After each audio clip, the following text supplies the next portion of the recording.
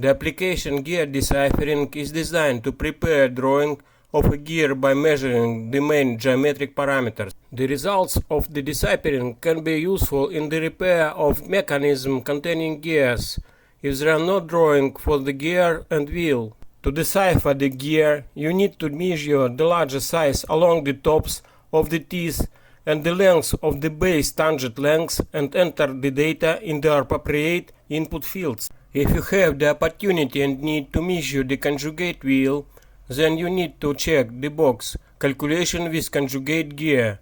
In this case, the program will calculate the correction coefficient on the conjugate wheel using the geometric parameter of the gear. The result of deciphering the gear is finding its module and modification coefficient.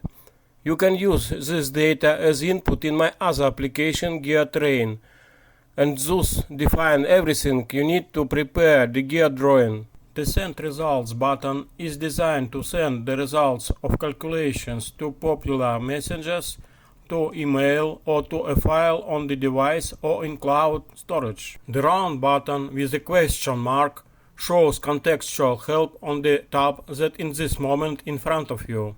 The button with the symbol of the World Wide Web opens the page of my website with application for mobile devices.